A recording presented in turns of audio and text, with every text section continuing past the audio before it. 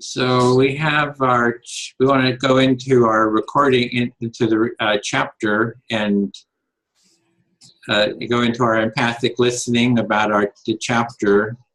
And we're on chapter 11 of the Listening Well book, which is the title of the chapter is Expressing Yourself. And the quote that he starts with is, when people don't express themselves, they die one piece at a time. And sort of an outline of it is, he says it's not just about listening, because we've been doing a lot, he's been talking a lot about listening. It's not just about us being listeners, but of fostering two-way communication. And he's going to talk about, expressing with I messages, how to express yourself better, more empathically, basically.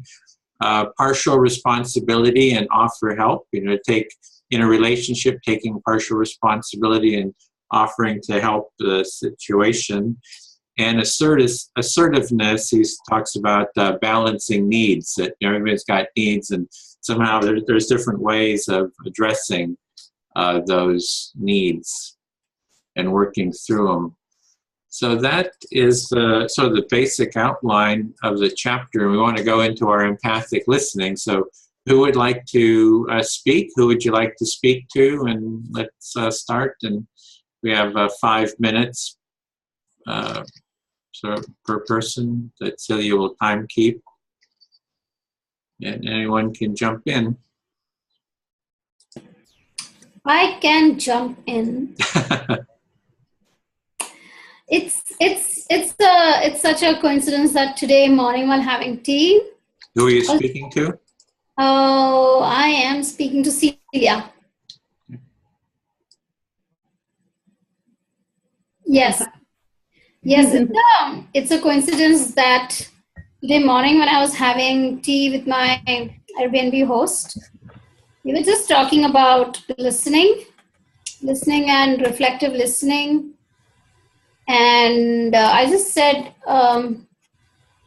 effective, like reflective listening in practical life, if you keep doing, it's not going to be effective. So I was like asking what could be the different ways of expressing that I'm listening to somebody. So we were just discussing, just acknowledging or just questioning. I didn't understand, or you mean to say, or can you tell me more about, not reflecting back, but just connecting and extending the communication. And about expressing yourself, when I read this chapter, I was like, this is exactly what I've been looking for. Striking a balance, how to strike a balance in a relationship. Like just one person's need is not met, like there's a balance, and how to communicate that with one another. Okay.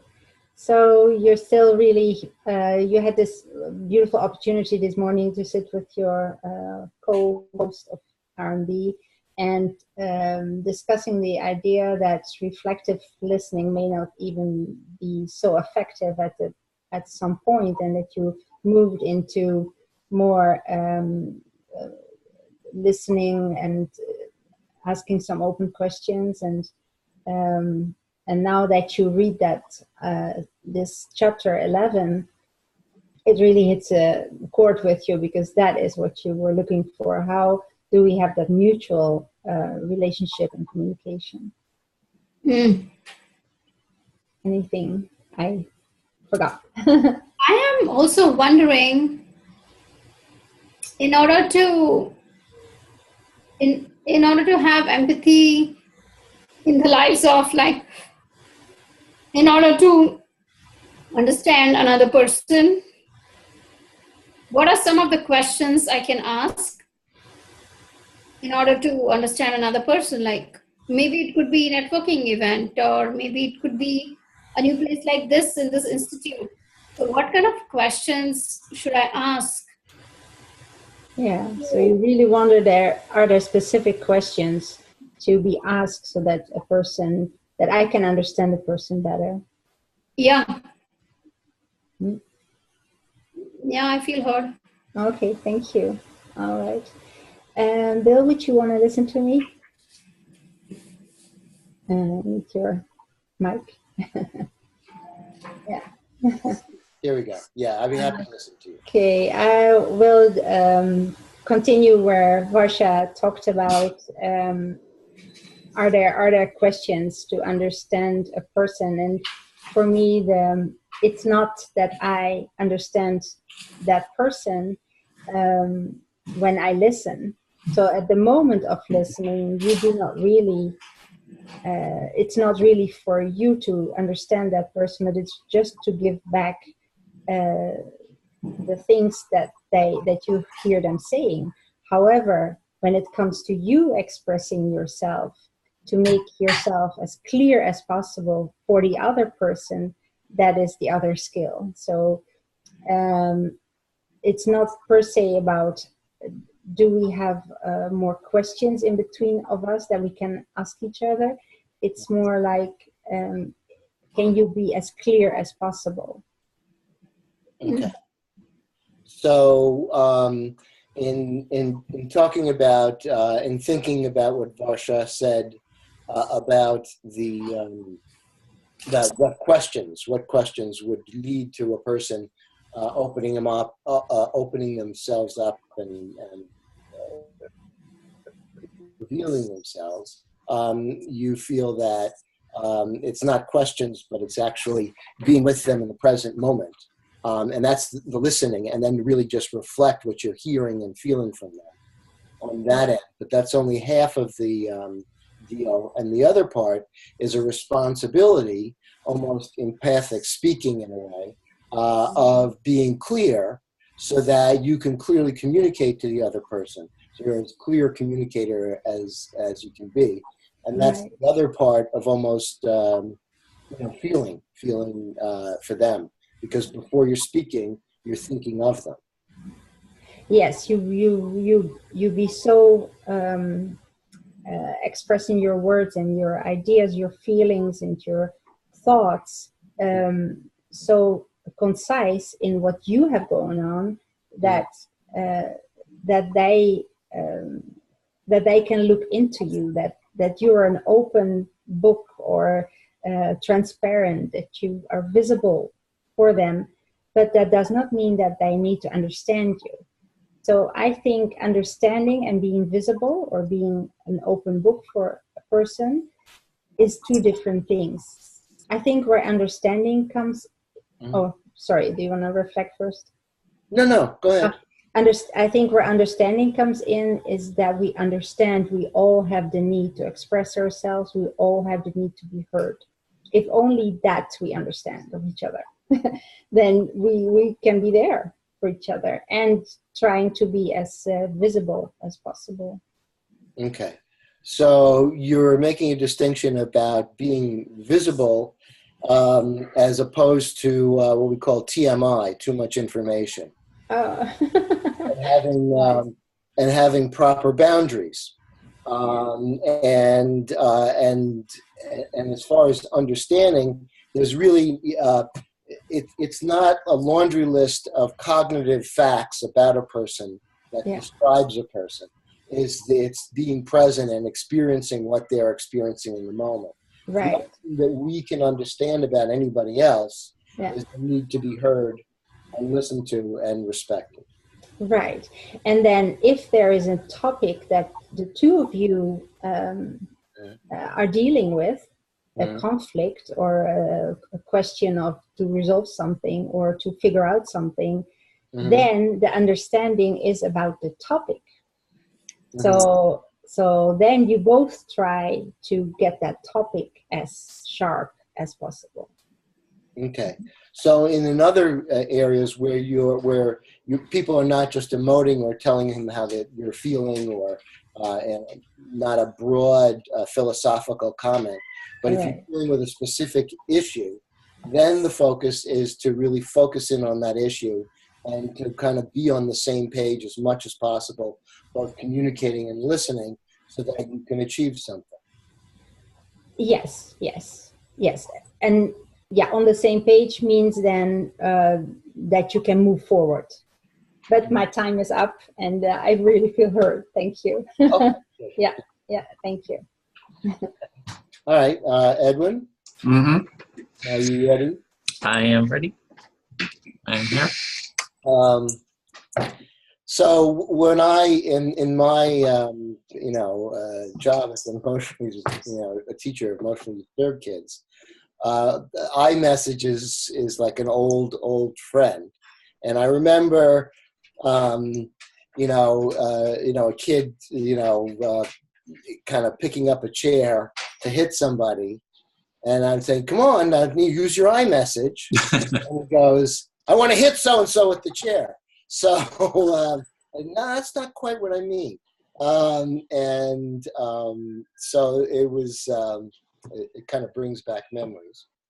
So this chapter is bringing back memories about the iMessages, and it's an old friend. You've been dealing with this for a long time, and a memory that's coming back is of a student who is going to hit with the chair another student, and it's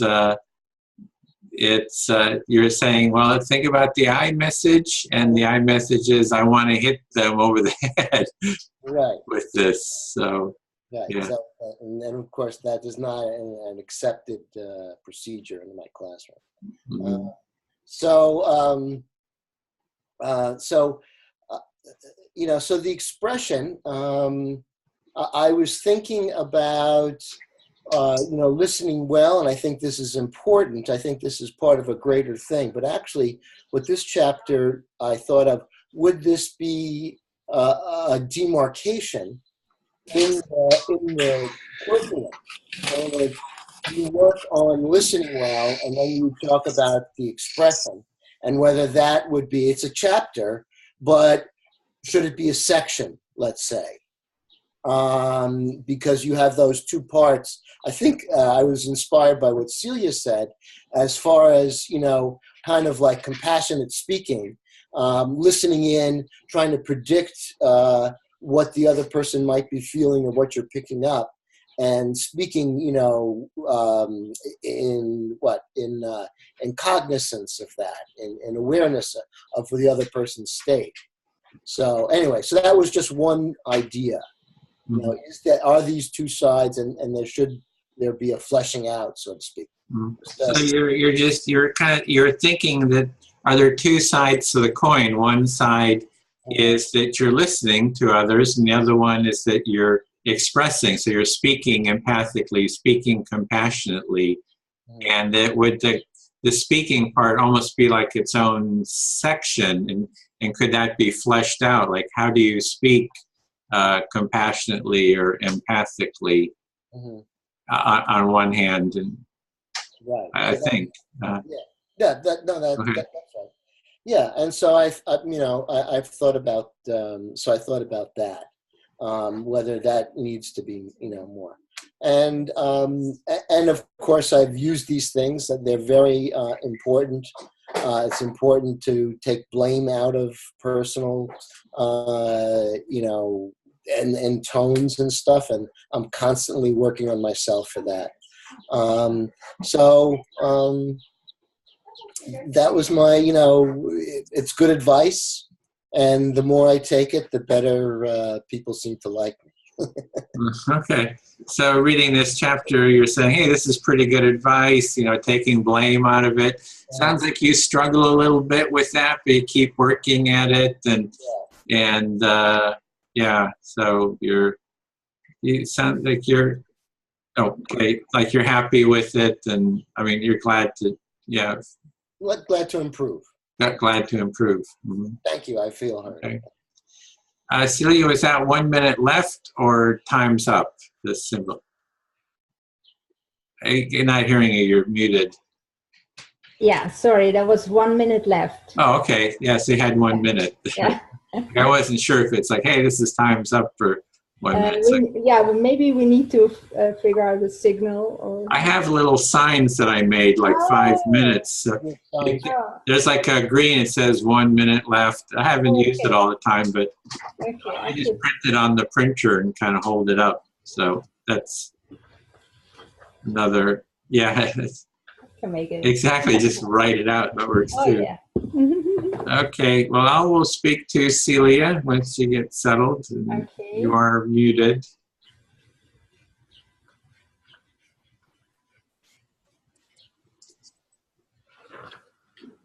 You're muted, Celia. 1 minute, okay. Good. No, I'm not muted. Oh, I don't know why I keep saying, my mother does that. She always mixes up her names, even of her kids. And I think I might be getting, I'm speaking to Varsha. Sorry, I want to speak to Varsha. No, I'm really sorry about that. It's like, and you're muted, Varsha. Okay, there we go. Yes. Okay, so let's see.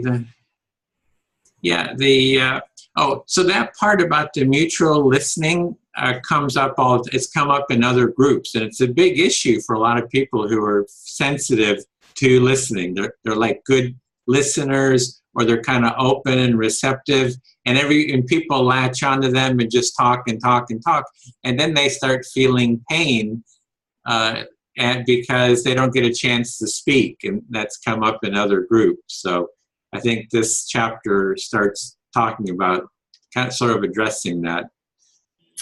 So this chapter addresses the balance between talking and listening, like listening and speaking. Mm-hmm. And so that's what we already do in the empathy circle. So from the very beginning, we started with the empathic mutual listening. So everyone gets equal time, more or less, to speak and be heard. So it's really about the relationship. And I think that's why the empathy circle is so meaningful for me, it's not about just one person self-sacrificing themselves, going to listen to everybody in the world. It's that everybody gets a chance, that we are trying to foster this mutual empathic, relationship.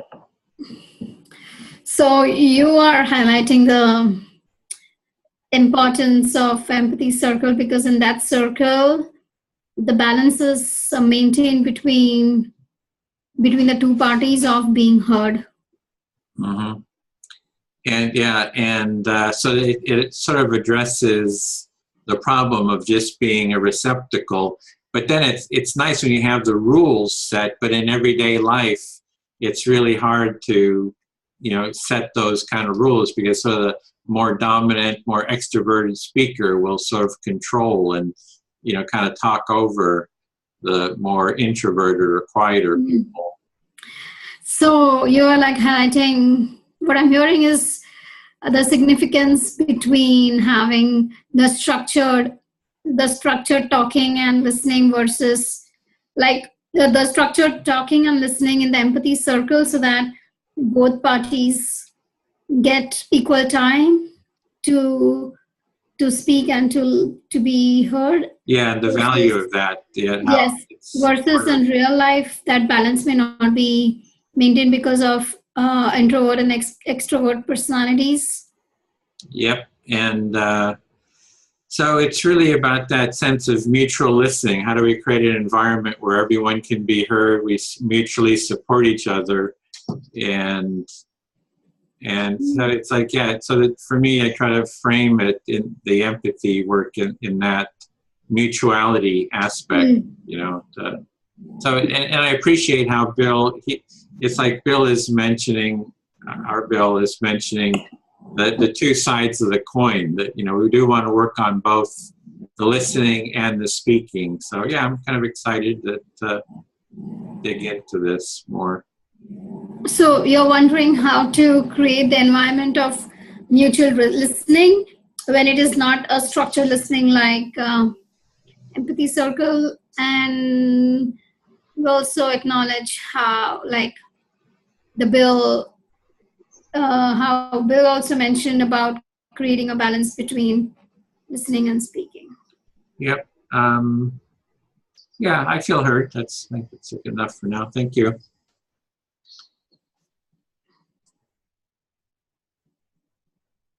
My turn? Whose turn? Mine. I will speak to Bill. Okay. Hi, Bill. All Like Celia mentioned that, just being present while talking is important, but I have tried that, and I have been wondering, when two strangers are sitting next to each other, how to strike a conversation. And I have had experience like in this institute. I ask one question, another person answers, and then there's a silence. Or like I personally find it difficult to raise questions in order to understand another person. So listening and being present is one aspect. But if there's a silence, what questions should I have handy in order to continue the conversation, to be to get to know another person? Okay. And another thing, I am wondering how to acquire the skill of reading emotions. I know this is mentioned in Alan Alda's book, but I have to go and visit that book again. But if he has some activity around that, that would be helpful. Like, how do I do that? Could you repeat that? What's the issue? Reading people's emotion and what's going on in their mind. Oh, okay. Acquiring skills around that. All right. Okay, gotcha. Okay. So you were talking about trying to make connections with people, and how you find that you will, you'll be in a place and there'll be a stranger, and you just kind of ask a question, an open question or something like that, and there's a short answer, and then there's a silence, and then there's no response, and you don't know. You feel like, well, what should I do to keep this up? And you wonder, what other questions could I ask? And then you were concerned about or looking for. And part of that is being able to read people's emotions and understanding what they're feeling, as to whether they'll be what kind of question they might want to hear, or whether they'd be receptive at that time. And so after reading Alan Alda's book, you were really considering, something about learning how to read people's emotions and then using that to expand your understanding. I feel heard, yeah. Okay, great. That's about it. Okay. Anything more? Okay. All right. Okay, Celia. Okay, you're muted. Yes. I'm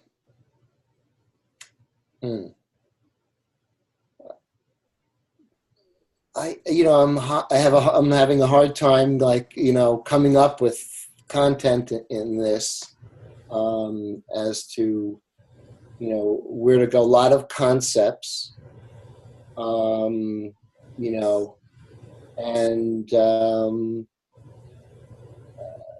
it's difficult to find the words for the things.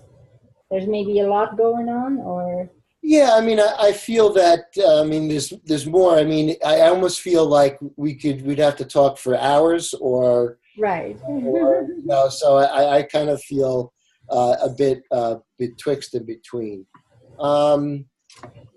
But I think that's certainly what I like, and is the idea of this mutuality. About, in a culture of empathy, you're taking care of other people, but you're also being taken care, and you get your needs met too. And that this is a way of expressing that in conversation. And so, I think that the techniques are good. I think it can be fleshed out, much more. and but it's important. Yeah. Yeah, it strikes you that we now hit to the point that we're really talking about mutual conversations, and that not only the other person is heard, but that we also get our needs met, and that there is still a lot more to it that needs to be detailed and figured out and learned. But yeah, it's already on a path that you prefer, that you feel it's going, it's figuring out more that what you want. Is that what you're saying? Well, yeah, it's something that I really support. Thank you. I feel heard, Sina. Yeah. Okay. Thank you. I don't need to wipe my paper. Okay. So, Varsha. Okay. All right. Let me see. I knew it before. Yeah. I don't know if you heard what I said to Bill. Bill had a hard time in the beginning what he wanted to address.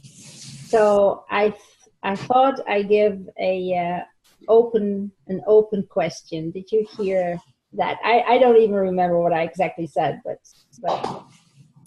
So you would like to propose some questions that Bill is struggling with? No, I tried to help Bill formulating a thought that he had. And that can happen in a conversation with people, that you ask a first question like, how's your ride going so far? Or, wow, you have a nice briefcase, or whatever you're saying. And they smile and they try to utter something, but they can't. And at that time, you can help them saying, you bought, looks like a briefcase from outside. Is that what you wanted to say something about? Or, anything that hints a little bit further to what you already said. Woo! Okay. I can't. I'm sorry. I didn't really. Yeah. Okay. Didn't really understand. Yeah. So, well, no problem. I just. Celia, just a second. Just a second. No problem. Sorry. Yes, I have to change places because of internet connections. Sure. Yeah. Well, I tried to give an example, and I was wondering if you heard, if you noticed it, if you noticed that moment of struggling, and that how to do something there. So I didn't understand the last part, but what I understood right now, what you're saying is that that you're asking me if I understood or noticed the struggle area when I felt struggled. Well, okay. No, I think I need to let go of this. Let go of this. Let me see. Let me open my book. I had some ideas that I wanted to talk about. An iMessage, and really expressing yourself, what you have going on in you, is really about yourself. So you do not need to address the other person, nor do you need to address what they need to do, nor do you need to address what you expect of them to do. So I just have to express myself rather than think about others' needs or what they have to express, or So I just have to think about myself, what I have to express. Yes, and it looks like in a sentence that William gave is that, like, for example, he says, I would like you to try to understand. So that is actually, you want the other person to do something. You're not giving anything. So an iMessage is all about giving insight in what is going on in yourself, not about what you want the other to do. So So it's all about me and not about others. all about me. Yeah, and that's hard for us because we are not used to. We are always told, not me, you know. So it's hard to really go inside and feel and see what's going on there. Mm.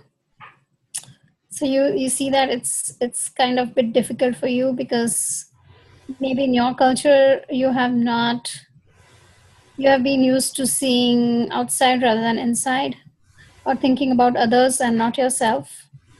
Yeah, or I think the Western world often emphasizes that young children, especially, you know, like a 2-year-old is totally about me, and that stopped pretty quick. No, not me. Me is behind the door. Yeah.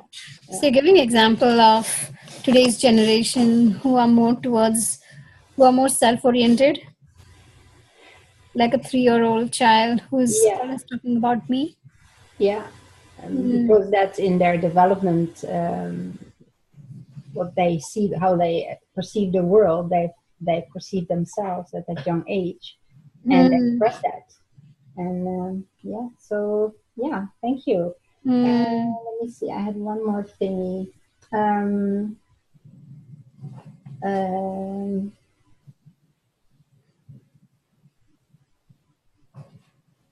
So if you express yourself, then he gives an example also that you can ask the other person something, what you want them to do. I would not do that. I do not see that as a part of an iMessage. An iMessage is only for me expressing what I have going on in feeling, in thinking. And if I have an upset with the other person, I can mention the action that person did or the behavior, but I need to mention that in relation to what the consequence for me is.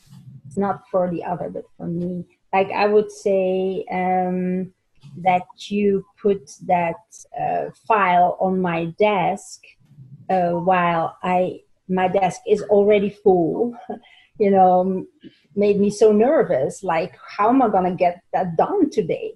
You know? And then you don't say anything. You don't say, could you please remove it? Or could you please take it away? Or could you tell me why it's for? No, not yet. So only express yourself, because then you give the other person to listen to you. If we give already a question of the other, could you please do this? Then we take away the chance for them to feel empathy for us. Wow. Okay. It's pretty deep, but it's so carefully. What I heard you say, I'm trying, okay, that I have to express what I want so that the person can respond rather than ask that person to do what you want them to do. Yes. Okay, thank you. I feel heard. Oh, my turn. Yes. I'm kind of off. I'm speaking to Edwin because I didn't speak to you. Yeah. Oh, all these things, I'm still not satisfied. I still have questions.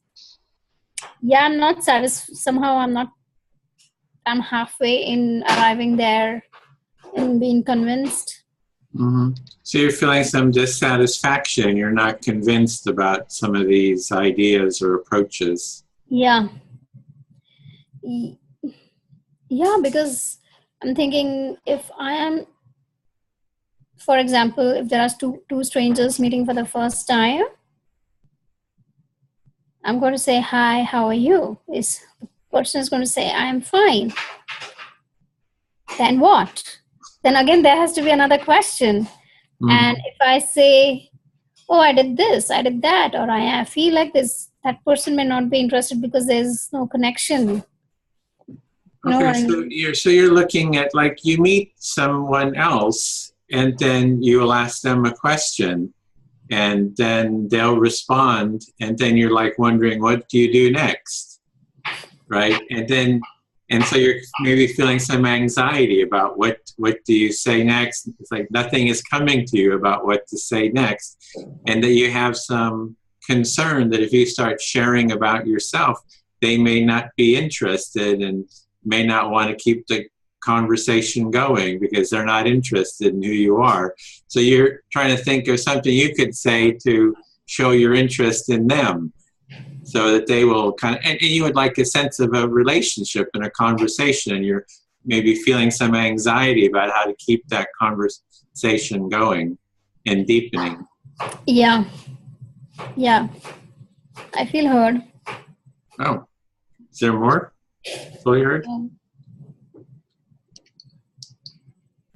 No. Okay, well, I'll speak back to you.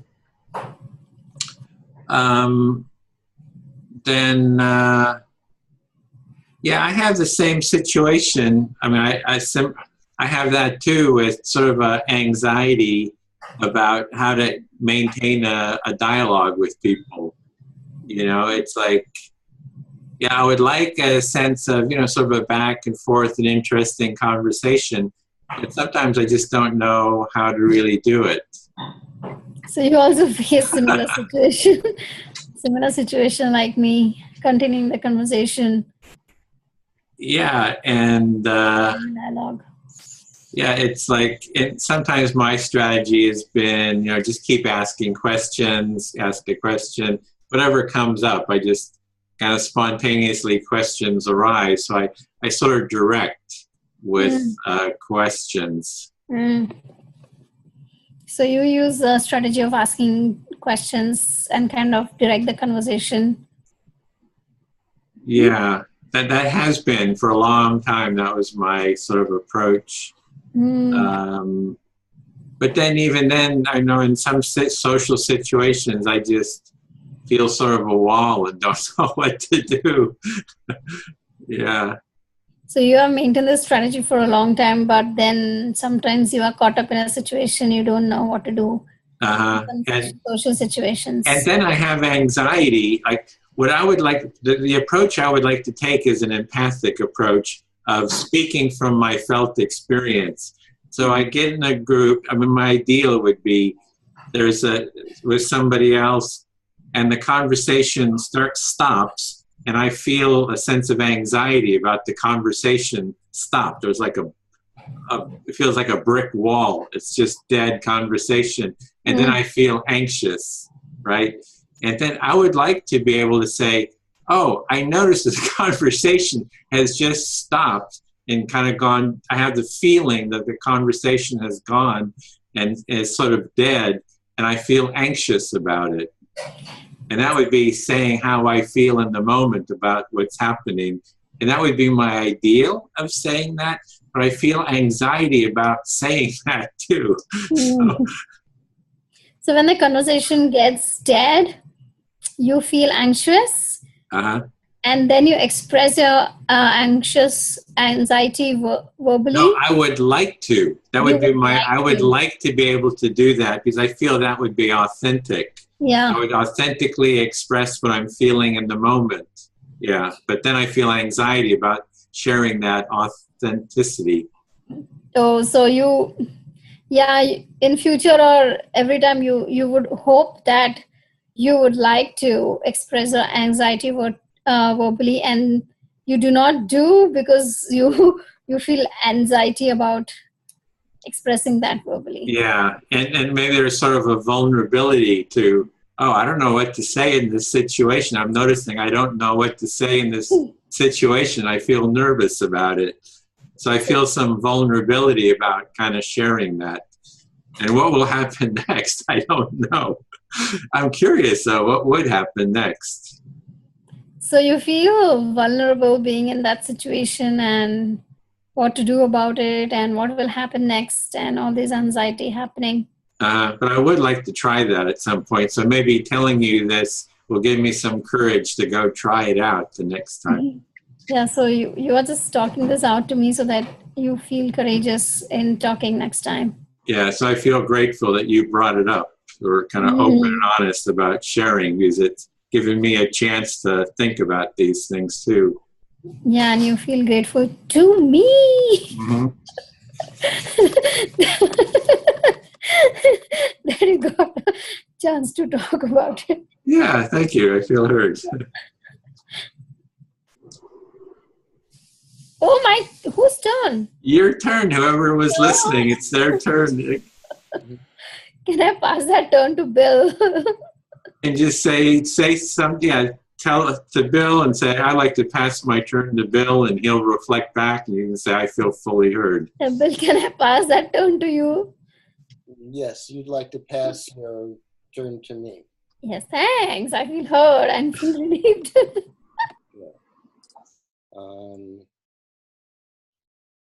All right, I'll speak to Edwin.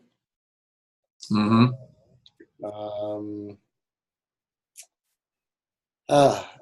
Well, you know, the thing about other people is sometimes they want to talk and sometimes they don't. And I found that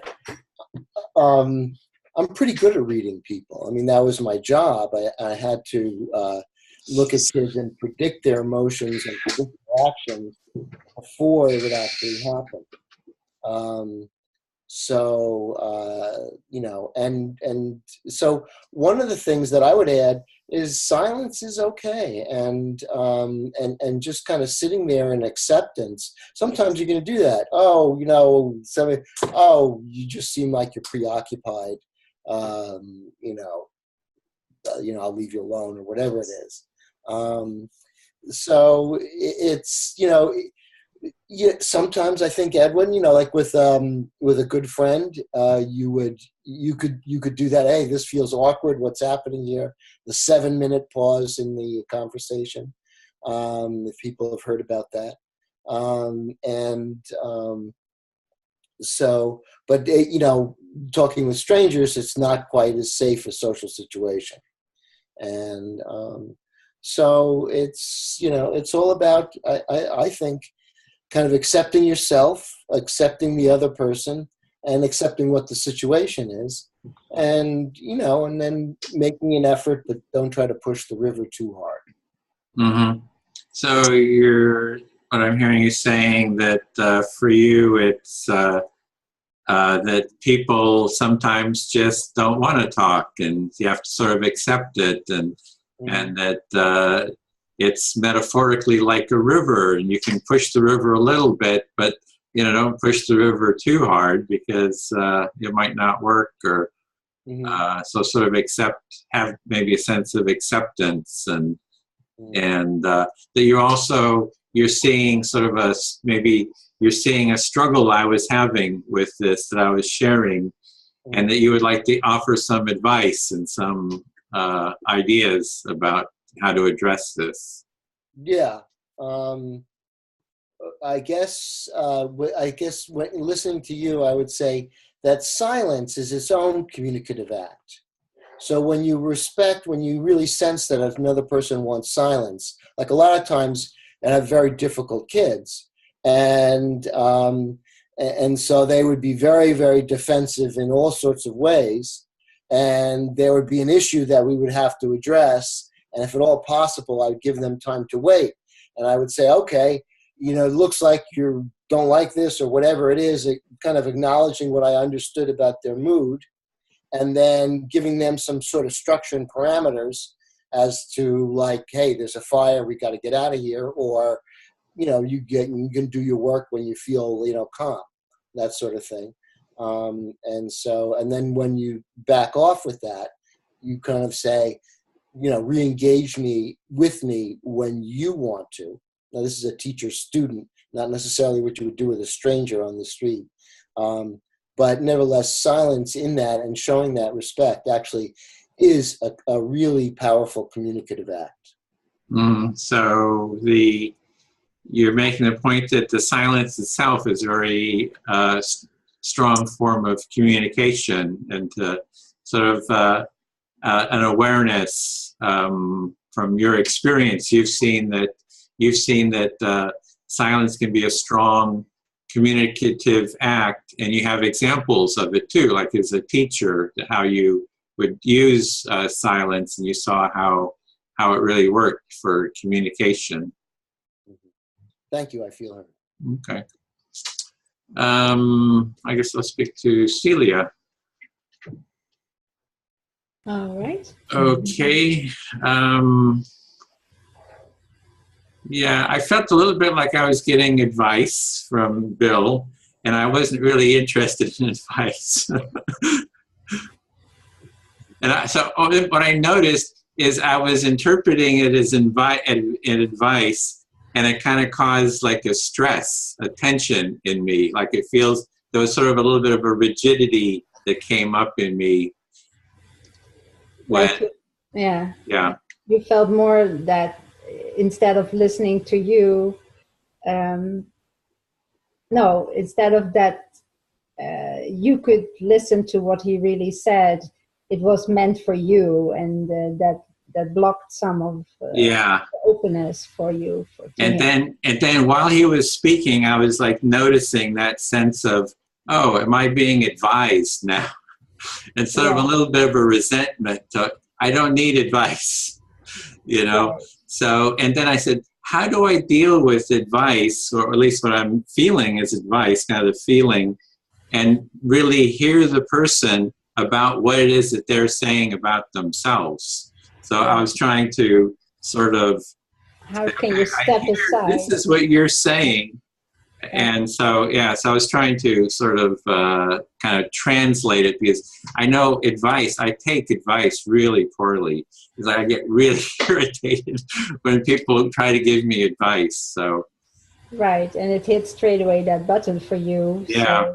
So, you fought an inner work, like, how can I listen to him and hear what he says? But no, this is, I don't, it's for me advice, and I cannot accept that.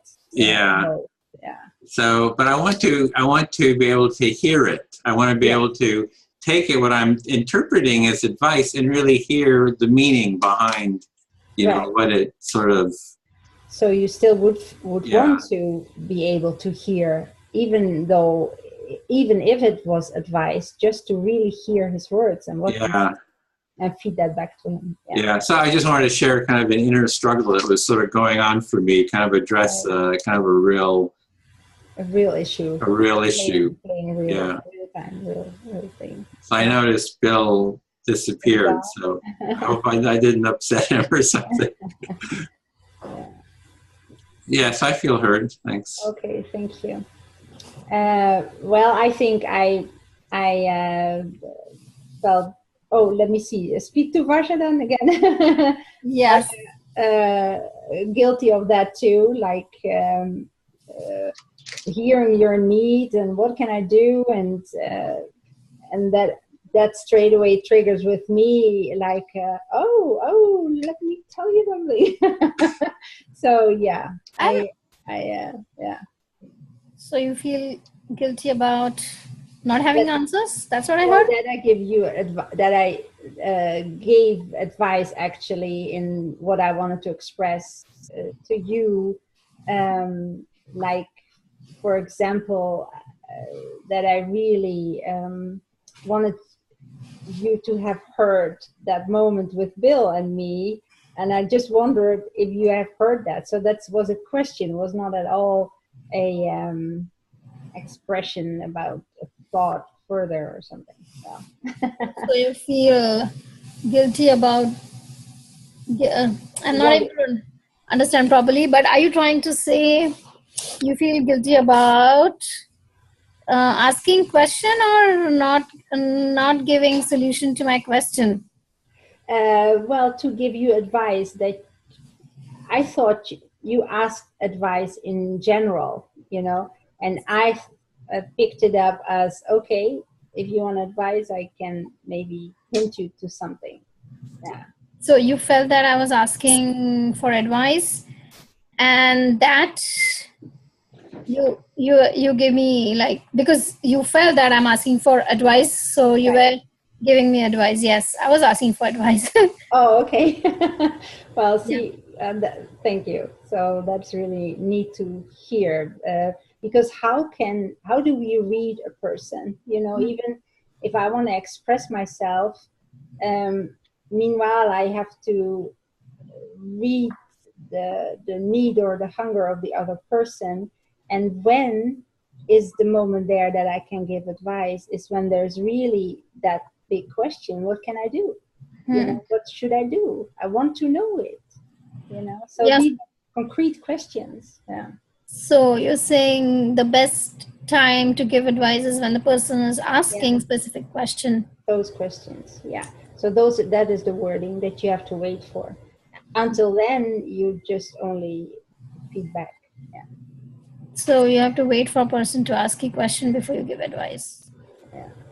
Yeah. But then again, I could have overdone it, and I could have given you advice that you were not really asking for. So it was nice to check that just with you.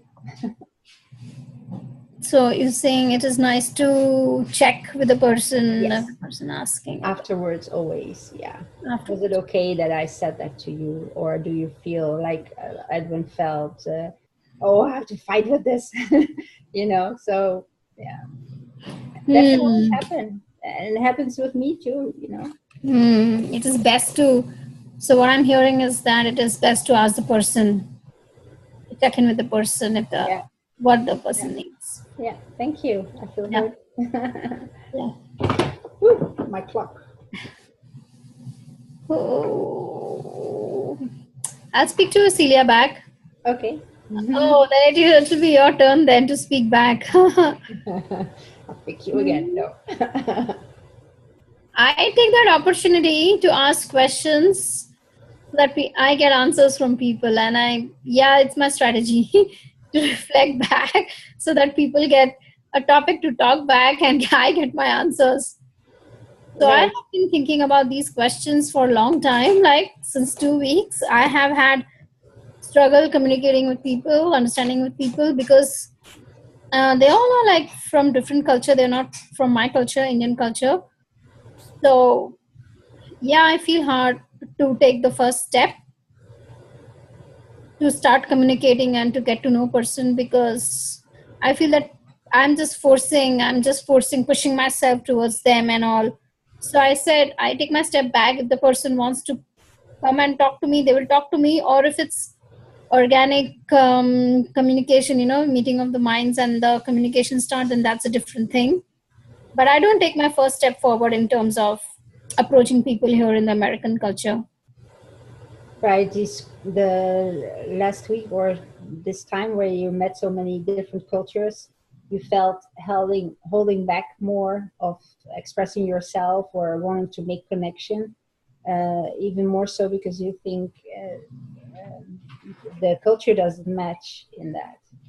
Yeah, I feel hard. Yeah, welcome.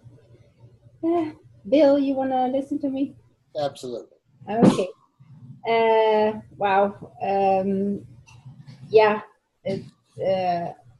I think it's what my thought was when all this was going on. I thought, well, we could already do an exercise of non-verbally trying to feel each other, like that one exercise that I worked with, that everybody tries to feel into the other person and try to guess what they have going on.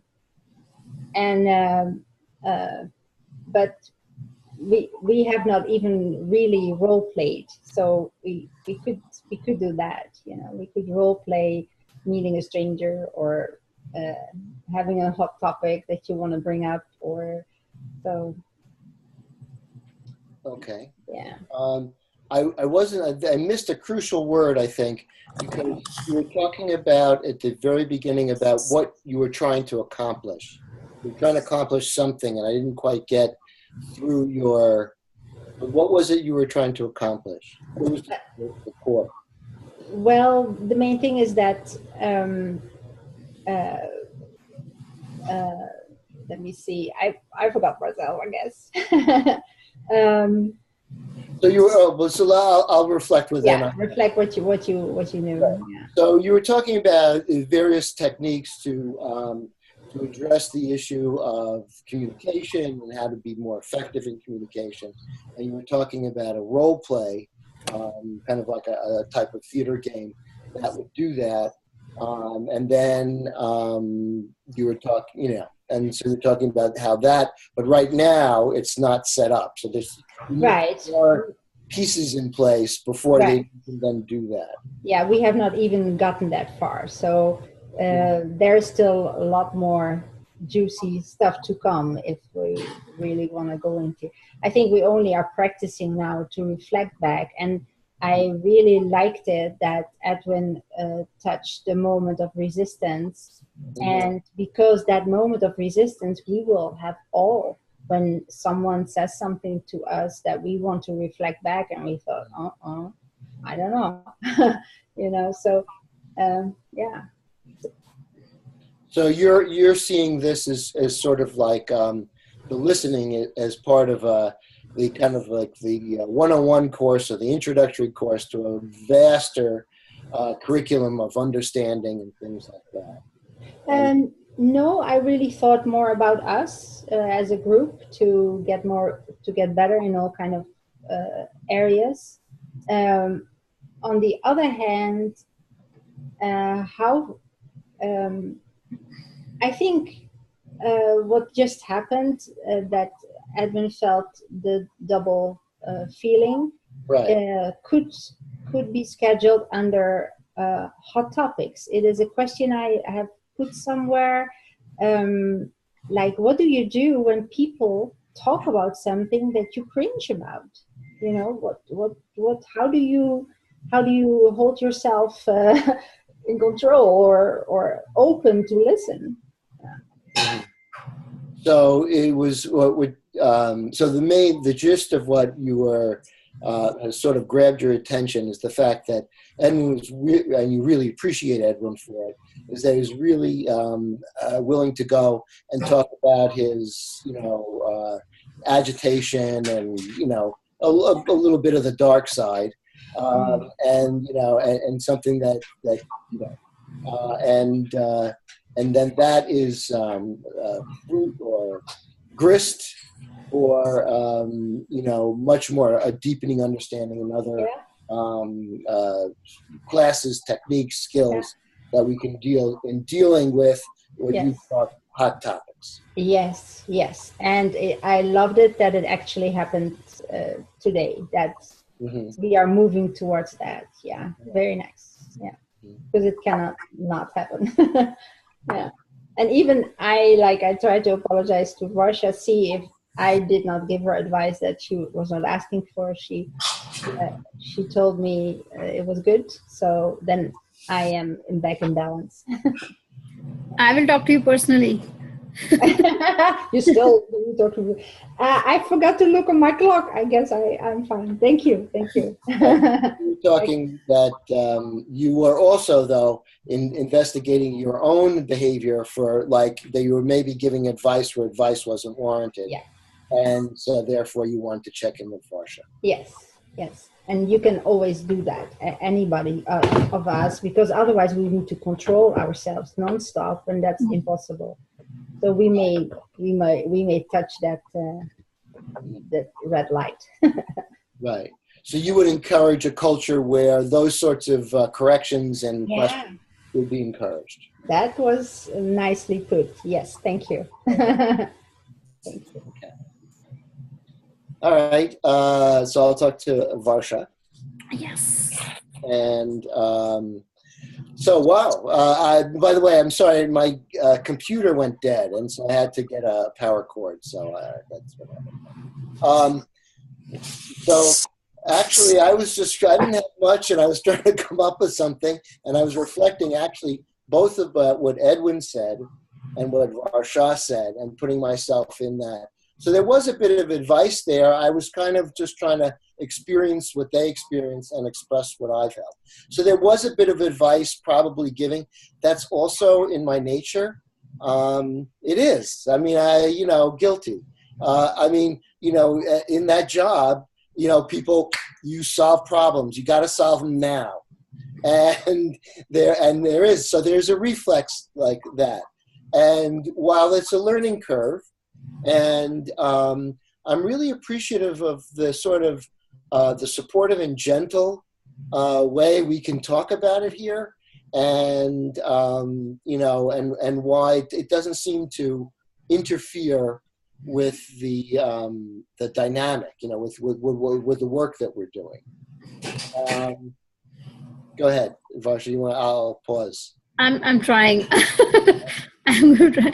So you were just kind of reflecting on what I and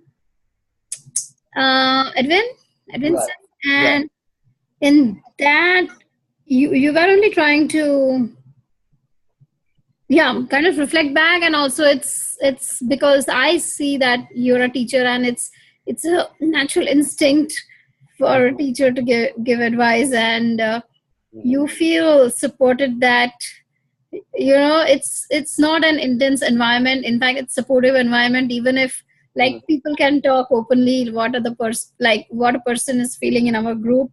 So it's kind of nice. Yeah.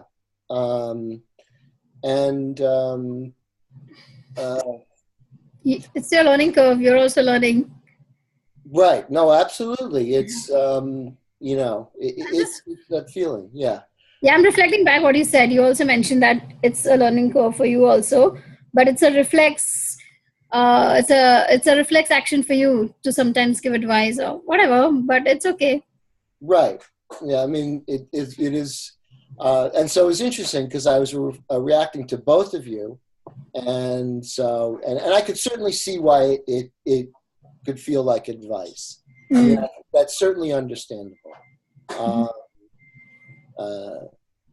You know, and we kind of worked it out. So yeah. So eventually, it's worked out, and you see, and you yourself see that it's advice, and you're happy that it worked out. Yeah, just that because the community is more important. Yeah, community is more important for you. Thank you. I feel heard. Thank you. I don't have anything to say.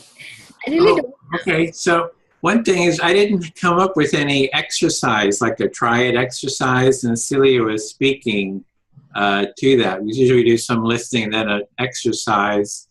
And so is there an exercise anyone wants to do related to this chapter? Like, even if we can't do the full, Celia, the full, something that's kind of related to, we don't have to, we can keep doing empathic listening. I just wonder how everybody else is, or do we want to design an exercise, or looks like Celia, you've got some ideas. Yeah, I think it would be nice if we see the differences in the iMessages, like you can express, oh, I feel happy, or I love lettuce, or I love this color. That those are just you give information about yourself. But the other iMessage that was referred to here is when the other person does something that you do not like, and how can you word that without attacking the other person,